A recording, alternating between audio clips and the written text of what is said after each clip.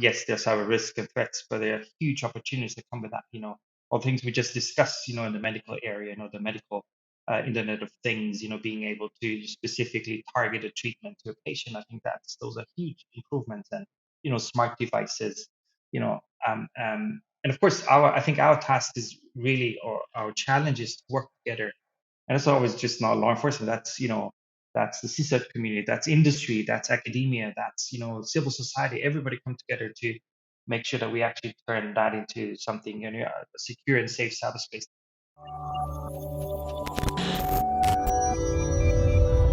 Hello, everyone. Welcome back to another episode of the 401 Access Denied podcast. I'm Joseph Carson, Chief Security Scientist and Advisory CISO at Delinea, and it's a pleasure to be here with you for another exciting episode. And I've got an awesome guest, a true superhero person who's fighting cybercrime every single day. So welcome to the show, Philipp Amann. Can you tell us about yourself and what you do and some of the favorite things you get up to? Well, first of all, thanks for having me. It's really great, pleasure to be on your podcast, and looking forward to the discussion. So, Philipp Amann, I'm the head of strategy of the European Cybercrime Centre. We're part of Europol. Europol being, the EU's law enforcement agency. So as you mentioned, our main sort of job is support the EU member states in combating cyber. Fantastic. And what's some of the things? What's your favorite things to get up to? What's some of your passions? Do you have any exciting things that you enjoy doing yourself? You mean apart from Apart work from and yeah. apart from work and cybercrime. Well, definitely, you see the bike in the background is actually, I do like to cycle. We're based in The Hague, so being close to the sea, I come originally from a landlocked country, so being close to the sea and doing all sorts of swimming, going sailing. I think that's something well, a passion, and I'm still developing that. But that's certainly some of the things I'd love to do, and the Netherlands is a perfect country for that. It's a perfect place for that, absolutely. And today's topic is definitely it's all about, and it's one that we've had numerous discussions on over the past couple of years at different events that we've been meeting up at. And for me, I think it's a big passion. Anytime an opportunity comes up to talk about the complexities of fighting cybercrime, because it's not easy. Bringing something from an initial investigation right through the prosecution, that can actually, be a very long process, can be a very complex process. Can you tell me, how do some of the investigations start? What is the starting point for investigating a cybercrime? How do they get brought to attention? Who brings them to attention? Is it, country certs? Is it law enforcement? Is it the victims? What's the initial process look like? So yeah, I mean, I couldn't agree more. I think it is a very, complicated space to be in. That requires a very sort of holistic response involving different communities. So for us, I think what's quite unique, in case just to explain how Europol works. What's quite unique is for us is that we don't start our own investigations. We're here to support member states or non-EU partners with whom we have an operational agreement. So, we provide those services. So typically, to answer your question, what happens is it will be, a member state that approaches us and say, well, can you please help us? And they may get that information from industry in their country, or from the CSERT community, or from most likely, or which is very common, from the national law enforcement agency.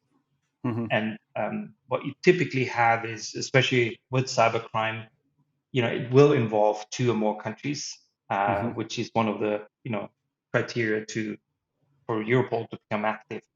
So this is where I think, as an agency and as EC3, the European Cybercrime Centre, I think we really embody the, if you will, the law enforcement as a service, principles. We provide key services, key expertise to member states. But it is complicated, as you said, and it's typically, the successes that we have is the result of, 1, 2, 3, 4 years, 4-year-long investigations that require often a truly international network to be successful. Absolutely. And for me, definitely, it's once you get into, is it different when it's only happening within the European members? Because I love what you said is, law enforcement as a service. Because for me, being based in Estonia, the government do see themselves as a service provider to the citizens, and I really do see law enforcement, as a service, to the citizens as well, and to corporates and businesses and countries and so forth. Um, for when it gets into, if that cybercrime is within the EU, does it typically work faster than having to work with outside members, or is all types of cybercrime investigations and prosecutions typically take the same amount of time? Is there differences in how accelerated it can be? Well, there are definitely differences, and I think if everything were to be within the EU in terms of kind of Mm-hmm. infrastructure, the perpetrators and the victims, that can speed up processes just because it's, in terms of cross-border cooperation, the legal Mm-hmm. basis, there's more clarity, there is existing processes and connections in place. Whereas if it involves non-EU countries, you may have, delays there. Typically, the mutual legal assistance treaty is an Mm-hmm. example where we know that sometimes it takes quite a while to get a response to that. So this is actually one of the forward-looking strategic part where we try to see, how can we work together to improve some of those Mm-hmm. processes. But it really also depends on the topic. As EC3, we cover well, four main areas really. So it's cyber-dependent crime, cybercrime, it's payment fraud, it's the abuse of the dark web, and then it's Mm-hmm. combating child sexual abuse online. And so, depending also on what area we're talking about, what area we support, and Mm-hmm. what the investigation is about, there will be differences because Okay. different perpetrators, different OPSEC standards. So some of those investigations, particularly for instance in the Mm-hmm. area of child sexual abuse online, where perpetrators tend to have very high operation security standards can become very technical and typically Mm-hmm. require an international response. So it depends, and yeah, I would say within the EU and the more sort of a cybercrime case is limited geographically speaking, the faster you may get a response. But it really depends. You might have Mm-hmm. cases where even although they're within the EU, it might still take a long time because of the complexity, because of dependencies and whatnot. Mm-hmm. So in general, it is very difficult, as you would probably know as well. Yeah. In So quantifying. one of the kind of next things that what is the most common types of investigations? You mentioned a little bit about let's say financial fraud payments and other types. What's the most common that you would typically get to see across your from your organization? What would be the most common that you would see that would typically kind of the one that we should be more concerned about? Well, it's definitely, and I think that shouldn't come as a surprise. I think ransomware really is the top threat, and what we see there is that the impact of ransomware goes way beyond the financial damage. Hmm. It's a global cybersecurity risk. If we're talking about attacks against critical infrastructure, against the hospitals, it is something that goes, really is a risk for public safety.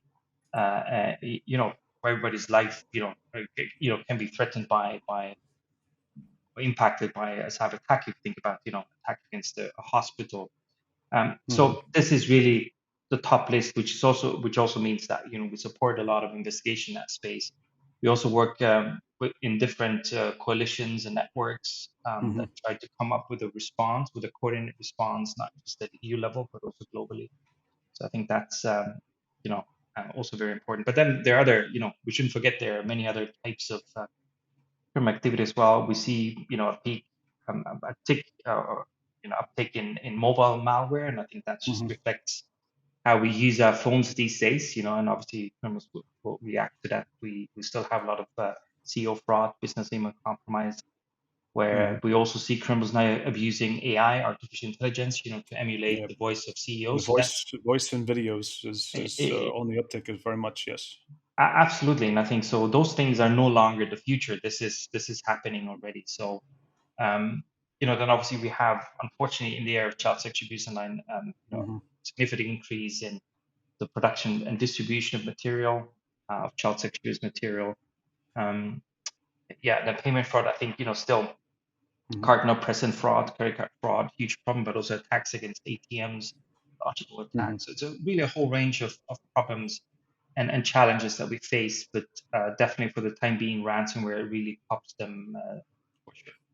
Yeah, I think I recently attended the first conference. For me, it was very insightful because for me, I've always been looking at ransomware and financial fraud and business email compromise. But that event really opened up my kind of horizon more to a broader scope of criminal activities that happens using the internet, and it wasn't limited to what I'm just used to.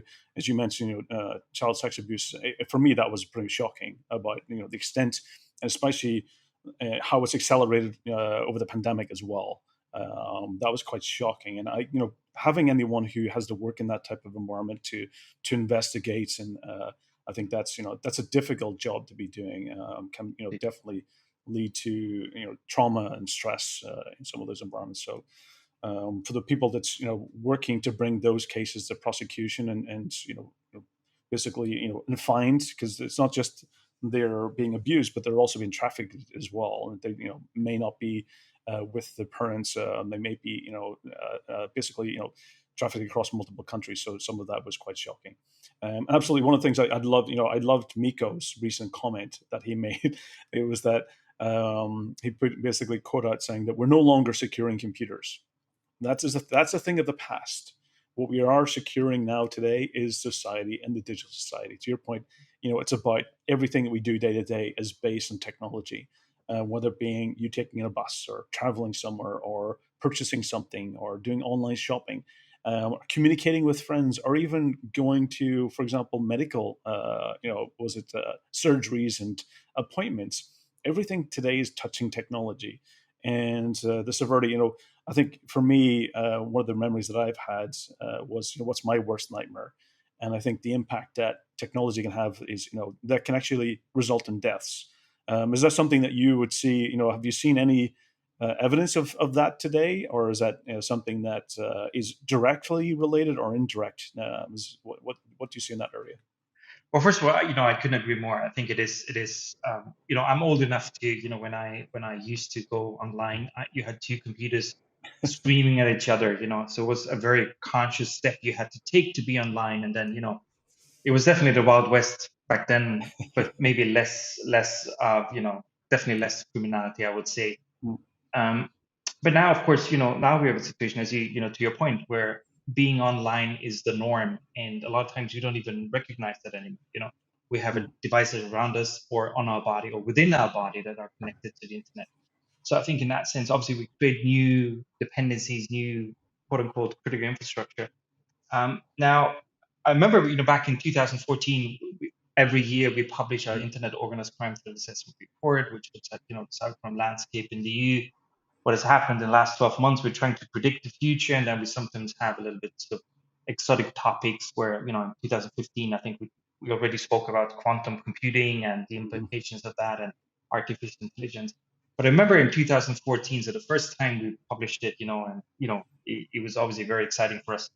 And I remember we quoted an industry partner that predicted the first cyber death for 2015. And of course, that was, even though it was just a quote, of course, what mhm, happens then is, it says Europol predicts the first cyber death. But if you think about it, I mean, we know pacemakers have cybersecurity mhm, risks. We know insulin pumps have cybersecurity risks.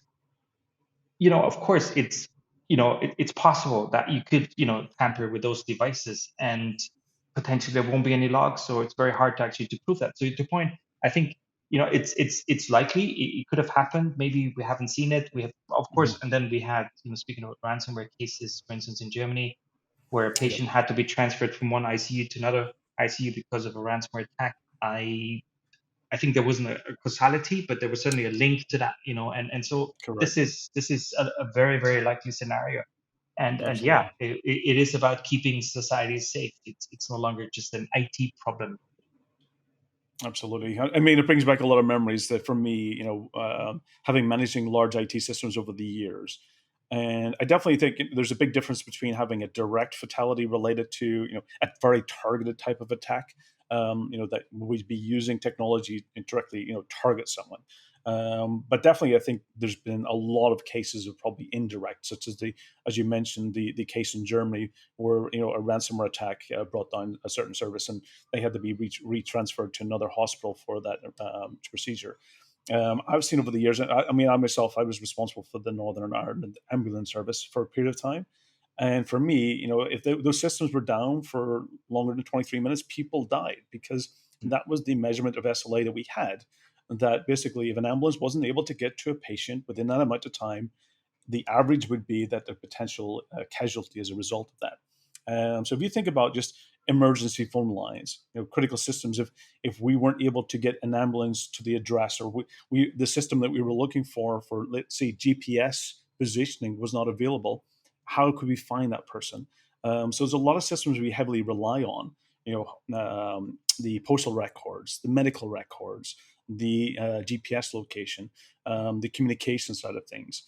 Even to the point, back then we actually had installed defibrillators and EPGs in the ambulances, and they were directly communicating back to the emergency rooms in order to actually ensure the criticality of the patient before they arrived. Imagine that if those systems were unavailable as well, that the doctors wouldn't be able to prepare in the emergency room to know what to have, what's on the way, what's the priority, what types of systems they might need, or what types of beds they need available. So for me, absolutely, I strongly believe that this is becoming much more critical. And I think that we will see cases, both direct and indirect. I think it's more about the reporting of it. I think that's what we're probably not having, is the logging and auditing of it. So for me, I definitely think this is an area of concern. What for you? What's the areas that we should be working towards? And how do we get more success going forward? Because I have seen, can you mention some of the successes that you've had in recent times? Because I think we definitely need to report on the successes as well. Can you share some of those successes that you've seen cases of? So absolutely, and I guess that's what you were also alluding to is when you talk about cyber and cyber risks and threats, it becomes very sort of gloomy and dark. The world is coming to an end. And I think I like your point. I mean, if you turn this around, first of all, there are successes, and secondly, you know, yes, there's cyber risk and threats, but there are huge opportunities that come with that. All things we just discussed, in the medical area, the medical Internet of Things, being able Mhm, to specifically target a treatment to a patient. I think those are huge improvements, and smart devices, you know, mhm, and of course, I think our task is really, or our challenge is to work together. And it's always just not law enforcement. That's the CSAT community, that's industry, mhm. that's academia, that's Yep. civil society. Everybody come together to make sure that we actually turn that into something, a secure and safe cyberspace that we call it. So I think to get there, um, I think a lot of the things that we need to do, we've been discussing for the last 10, 15 years. So Mhm, we use this expression that sharing information and collaboration is the thoughts and prayers of the cybersecurity yep. community. And so I think working towards solving the issues and say, how do we overcome the legal challenges? How do we Mhm, overcome the technical challenges in the form of tools? How do we build trust? And how do we create situations where, pipelines that go both ways, because, and I mhm. know that law enforcement is sometimes, A guilty one-way of street. that. It's a It's a one-way one-way street. street. And for Absolutely. legal and investigative reasons, it's very hard to give back. But, at least what we could do, and we try to do that, Mhm, tell our industry partners to say, well, this is the success, or give credit to them. So I think there is still a lot you can do without, mhm, having encountering any legal or confidentiality issues. So there are these challenges. I think for me, it really is actually, it's not so much about creating something new or finding the solution. I think the solutions are there. It's more about, walking the talk and seeing how mhm. do we actually implement that. And one of the challenges I actually see there is that there's not a lack of initiatives. There's probably potentially too many, and I could think of Mhm, so many, the Cyber Threat Alliance, doing great work, and mhm, the Joint Cyber Unit proposed by the Commission that will have an information sharing part. There's the Cyber Defense Alliance, where my former boss mhm. former boss heading there. So many different initiatives where, or Even the the FS, ISEX. the ransomware task force as well, and Thank no you. more The ransomware. ISEX, Yeah. they're all, it's all about information sharing. So I think, maybe also to see how we can ensure that they Mhm, complement each other, don't have unnecessary overlap. But what I do feel, I think we now have a momentum where we're going into the right way, where people realize, what, we need to also, overcome some of the trust issues that we mhm, may still have. For instance, if you take law enforcement, the CSIT community, we have, I think, come a long way to realize, hey, we're strong. We're stronger Mhm. together. We're equal partners, and we all both can sort of bring something to the table. Yeah, we're all fighting the same crime and the same Yeah. criminal organization, and I found we're all superheroes in our own way. It's more about it's getting the Avengers coming together, working together, and there's a lot of superheroes out there doing different things. We just got to work together and communicate. I do have to say I have seen a major difference since I think the highlight was around 2019 that I saw a turnaround, and it was at the Talent Digital Summit in Estonia, and it was basically where it was about private industry and law enforcement working together to come up with basically an AI understanding about how to use AI with responsibility and accountability, and when it's good and when it's not good to use. And for me, that was one of the first time where it was bi-directional. It was very open, and as a result, we've got that was the starting point where it was a lot of government's initiatives and plans to really target how do we make sure that we're using AI in the right way and not getting into where it's being abused. And it was very directional. It was very cooperation. It was two-way communication, and as a result of that, it's accelerated a lot to the EU AI Act that we're starting to see now.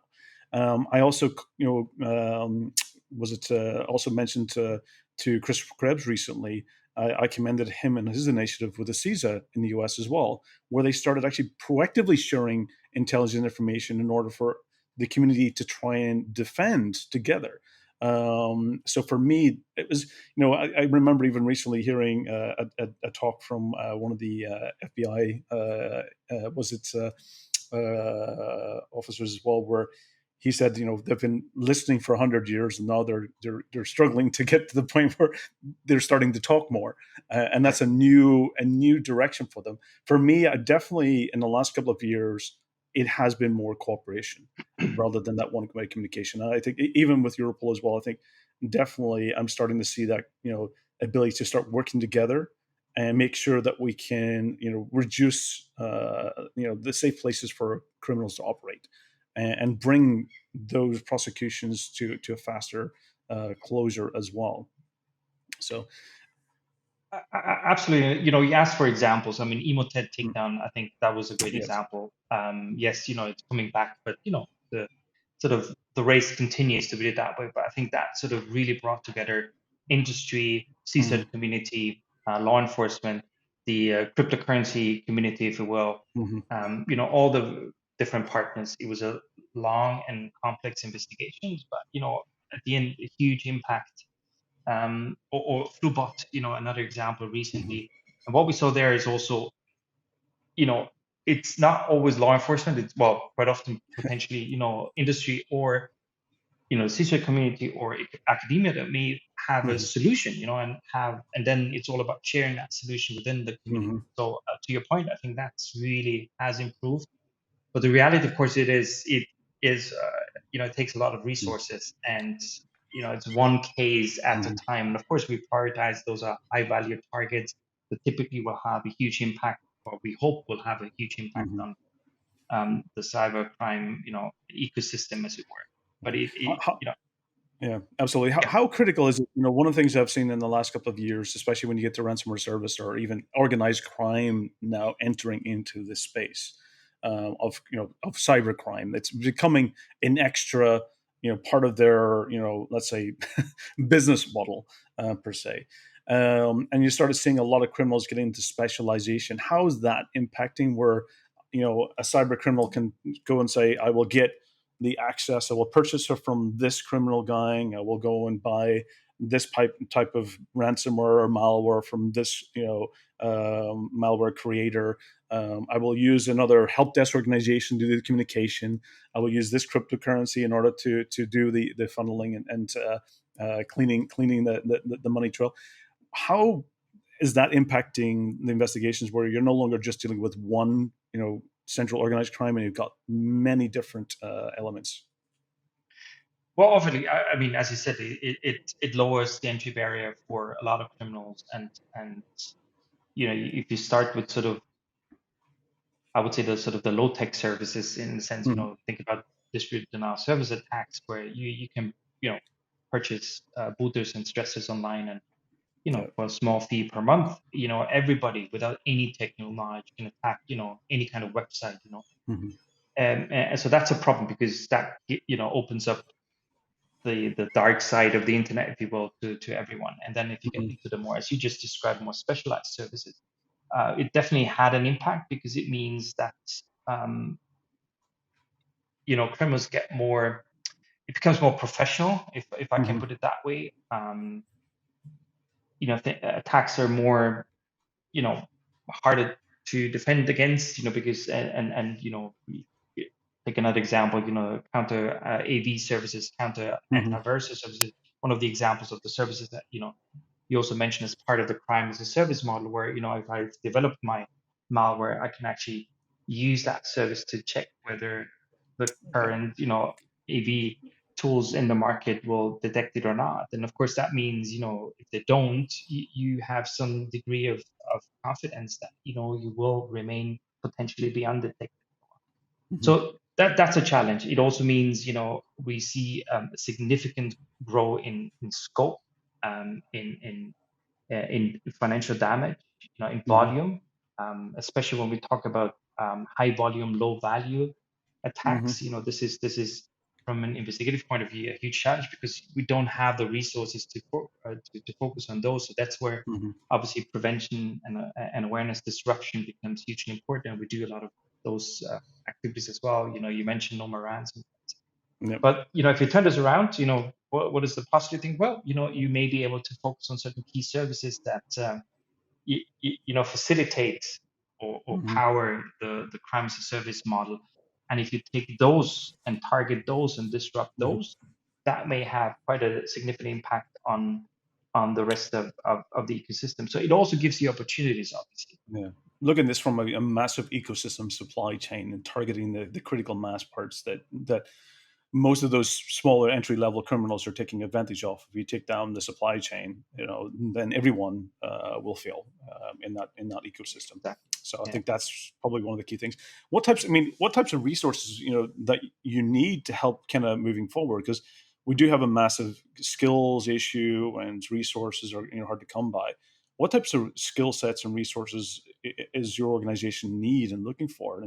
And hopefully, anyone there who's listening to this, maybe it's something that they might be interested in seeking as a future career choice. How do they? What's the path to those who are in this industry to becoming a superhero? So, Well, I think, I wouldn't see ourselves as mm, superheroes. As you said, I think everybody involved in that fight is a superhero because they all have a part to play. I mean, there's this, well, that famous story about, somebody working for NASA and just, being a cleaning person, and you ask that person, say, well, how do you get a rocket to the moon? I think that's is everybody's, part mm, part of part of this game, and being their own type of superhero. I think for us, it really is that point. Like I initially said, law enforcement as a service, providing key services and expertise as a service to the member states, mm. meaning that the 27 member states don't have to build up the same level of Yeah, expertise and tooling, because they can rely on Europol. But it having becomes said that, shared. It becomes exactly. shared, and you have then expertise visibility across what's happening in other locations as well. Exactly.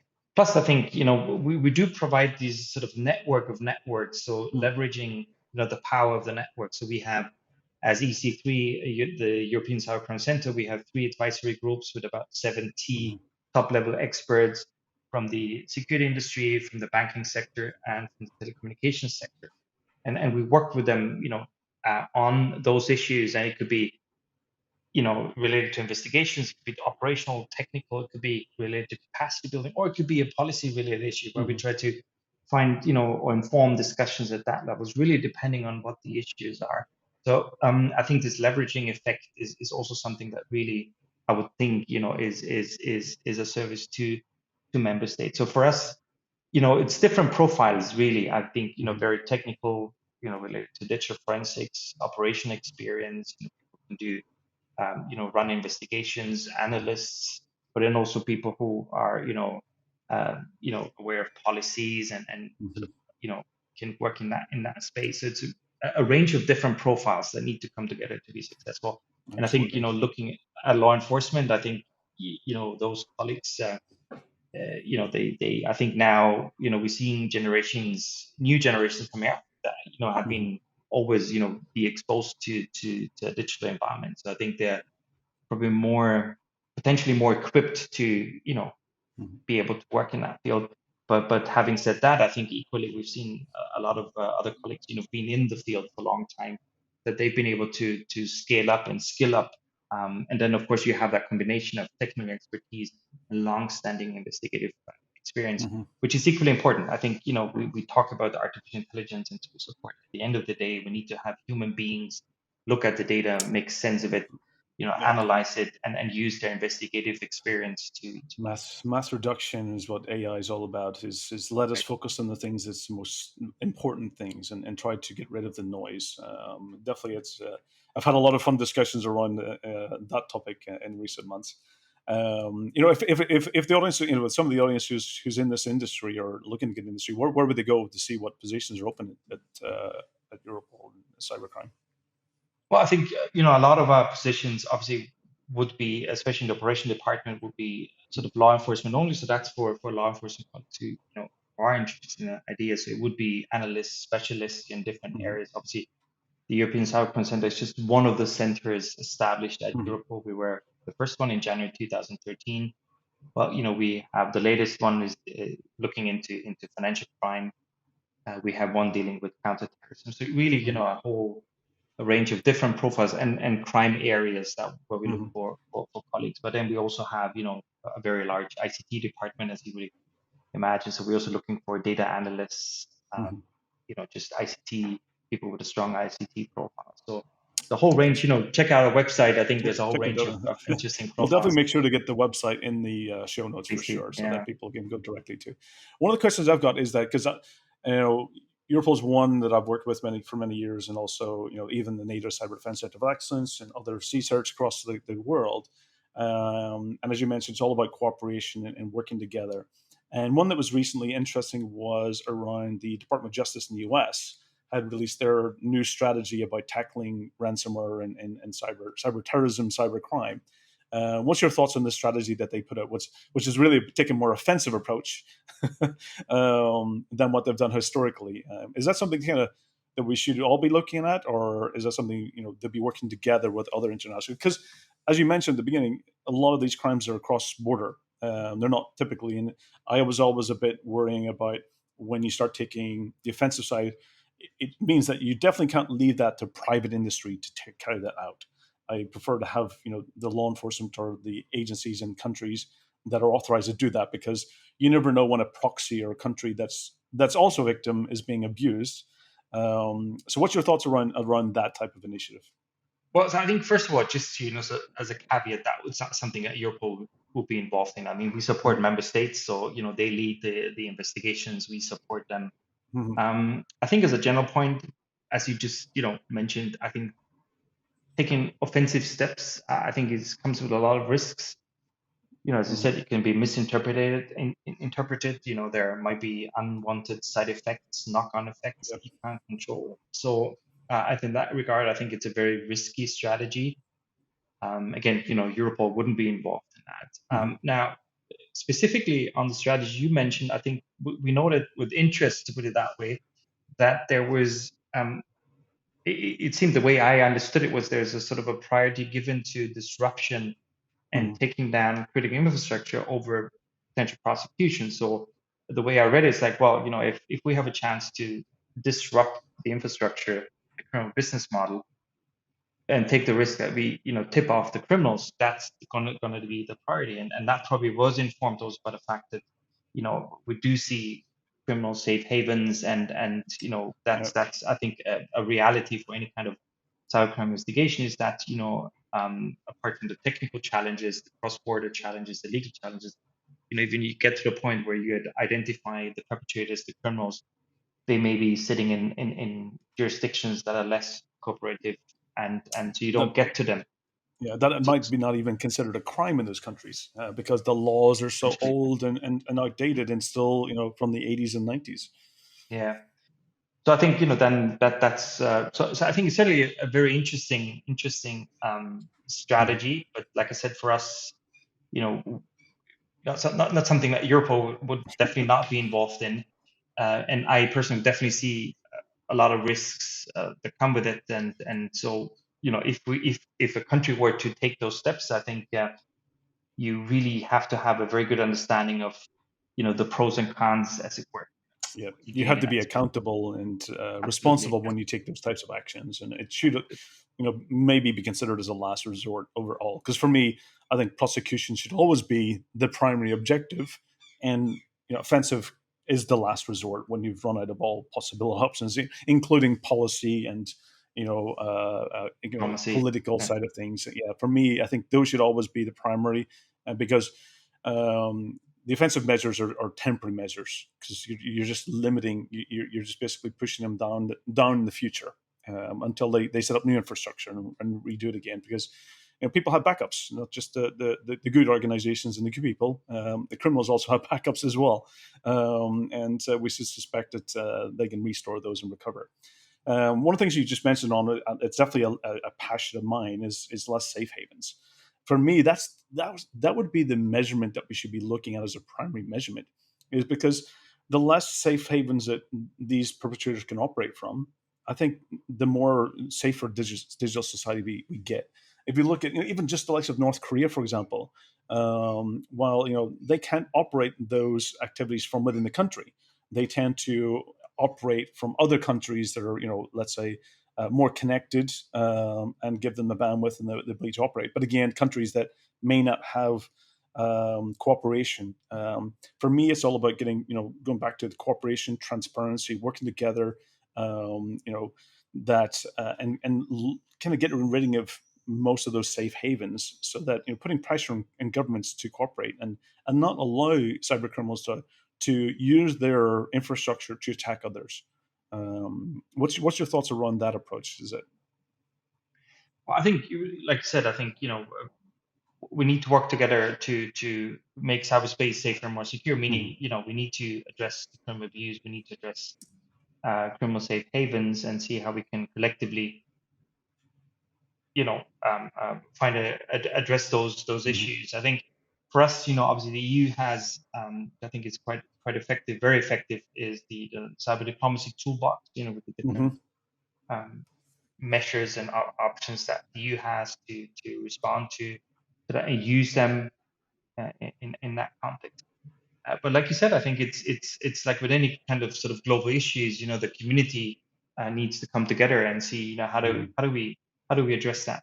What are the problems? Is it a technical problem? Sometimes, it could be a capacity problem, in the sense mhm. that the country may not be actually aware of the fact that they're being abused, that their infrastructure is being abused. So, Absolutely. you might solve the problem by, providing services and helping them, upscale their security. And there might be other measures and other situations where we need to work together. So obviously, I'm sure you're aware of it. The discussions that have been kicked off at UN level with the Mhm, new cybercrime treaty. Um, this is obviously something we follow. We're not absolutely. directly involved in it, but we follow that very closely. I mean, we have obviously the Budapest Convention as the effective tool. Mhm, Probably the only tool, or the only tool right now, to provide that legal basis to combat cybercrime. But now, obviously, we need to follow those discussions now as well. But I think the key point for me is to have the community to identify those mhm. measures that are most effective and efficient in addressing those issues. And of course, if we talk about, it's of course, cyberspace, but you could take probably any kind of Mhm. crime area. You'll always have those criminal safe havens, potentially, depending on what crime it is. Yeah. There'll always be those places, but we can always kind of look to restrict their ability to strike on other nations, and maybe even hold them to political or economical kind of restrictions, kind of until they decide that cybercrime is not a business that they want to support. So I absolutely agree. For what types of resources do you make available? Just kind of, if there was places that the audience can go get resources that are valuable. You mentioned the yearly annual report that you produce. Is there other types of materials or resources that the audience could find very valuable that would help them join in the fight of cybercrime? Well, definitely, our annual report.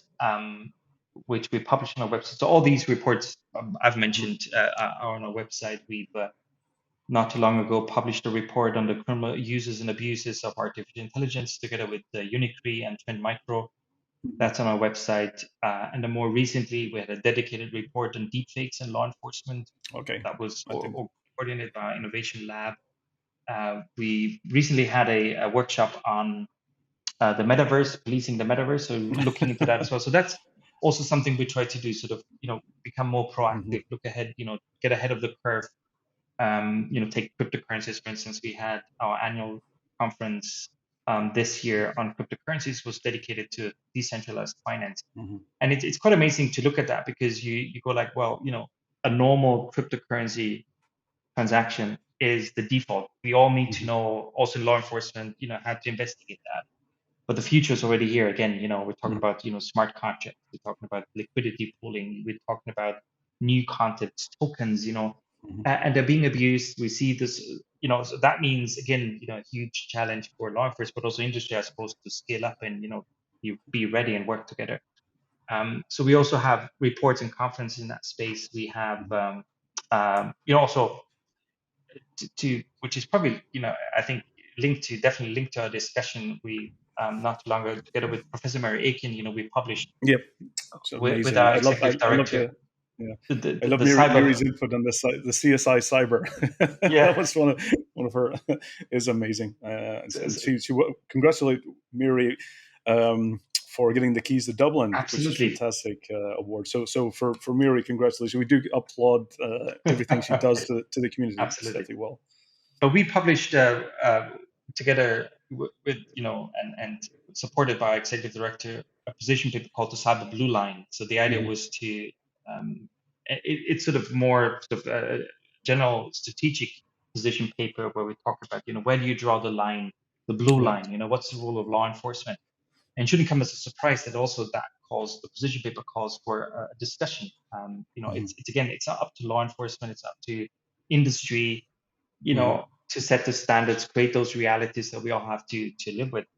But really, we need to come together collectively to decide what is it that we want in terms of, online safety, online Hmm. security, and if you will, even the point that the point that we discussed about from safe havens, that again is a discussion to be had at that level, at Hmm. international level, to see how do we approach that, whether the measures, whether the challenge is there. So I think that's on our website. So a lot of different reports, but what I Hmm. wanted to specifically mention is, first of all, in terms of public-private partnership, I think one of the best examples I could think of is our No More Ransom initiative. Hmm. So that's nomoreransom.org. And it's something that we started about 6 years ago with two industry partners in the Dutch police. And now it's available, I think, in 37 different languages, or 38 it might be. Yep. But most importantly, it gives you access to more than 120 different tools that you can use to decrypt your data for free. So we've Hmm. been able to help, well, at least last year we had we looked at the statistics, very conservative estimate. After 5 years, so that was last year, June, July, we were able to help 6.2 million victims, and some of them were Wow. large corporations that were able to do that. That's impressive, and it's definitely it's a fantastic resource, and one that always recommending that. It's a if you think about how many people organizations is benefiting, you think about the savings of financial and potentially lives as a result of that as well, because some people there has been instances of that could be potentially devastating to people's lives financially and economically if those businesses are had to close. Exactly. So I think that's a great kind of example of the impact that the organization and the service is having. One of the things I'd like to kind of get into as well is that is just kind of for the audience to kind of some final words of wisdom that you would like to share with the audience, or kind of what things that they can do kind of to make a difference. Yeah, I think when we talk about cybercrime, yes, it's complicated. Takes a lot of partners Mm. to be, successful in investigations. But I think we all can do something. Sometimes that or I Mhm. think it can become a little bit overwhelming. You're like, okay, there's nothing I can do. There's the cyber wild west out there. But I think you can do a lot. I think you can, raise your own awareness. Work, you know, realize what you can do to protect yourself online. Use a password manager, use multi-factor authentication. Um, be smart with your passwords. Be smart with your uh, digital online footprint, what you share online. So I think we can do a lot of things to raise the bar, to Mhm. collectively raise the cybersecurity bar, to make it that much harder for criminals to be successful. I mean, Yeah. when you see something, you get a spam email, think twice. Is that really? Does that make sense? Whatever you read, whatever you read there. So I think we can do a lot. We can also work with our children. Mhm. Like we teach them to be safe in the real world. When they cross the street, I think equally Absolutely. work with them. Talk to them to let them know how they can be safe and secure online. But equally, other communities, the elderly, our parents and Mhm. grandparents, to help them, just be safe online. And it could be simple things like lock down their phones or make it very easy Mhm. for them to go online and just minimize the risk. So I think what I'm Yeah. trying to say is that I think there are many easy things we can do, like having strong passwords, multi-factor Mhm. authentication, having backups, being aware of what you share online, that we can do to protect ourselves, and make collectively So, so I everybody think safer and secure. it got me thinking. We definitely need to expand the cyber ambassadors or mentors to society. Oh yeah. Is we have we've got helplines for many different things. Why don't we have helplines for digital safety? Maybe that's an initiative that we kind of need to think about. So, if you have questions, you don't know, who to ask. It's not Ghostbusters you're going to call. It's the digital safety line. Exactly. um, so maybe that's an initiative that we need to consider going forward. And it did get me thinking. My mind started when you talked about the metaverse. Metaverse, I started thinking about what if my avatar or my digital house gets stolen? Is Exactly. there a Yeah. is there is there a process for me to follow from a law enforcement perspective? You get a call saying, my digital house on the metaverse had been stolen and I can't find it. what do you do? It brings a lot of Absolutely. questions up. It's interesting, an interesting realm to go. Philip, you've been Absolutely. awesome on the show, and many thanks for answering. I always have lots of questions in my mind, and so many thanks for going through and answering them all. It's fantastic. I hopefully get to see you again in the near future. For the audience, again, it's been fantastic having Philip on. And, it's a true, even though you don't have a cape, you are, for me, you're one of the the infosec superheroes out there. It is truly, really every single day, in the fighting cybercrime and making sure that we actually the world can be a safer place. And as a result, you definitely highlighted some major wins and successes that does show that this does work. Even though we don't hear about it every day in the news because the news prefers to have a bit more of a fear, but we are seeing successes, and thank you for you and the team for all the work that you do. For the audience, tune in every 2 weeks. Again, this is the 401 Access Denied podcast. I'm your host for the episode. We will have Chloe back again soon. She's unavailable just to the time zone today, but stay safe, take care, and talk to you all soon. Thank you.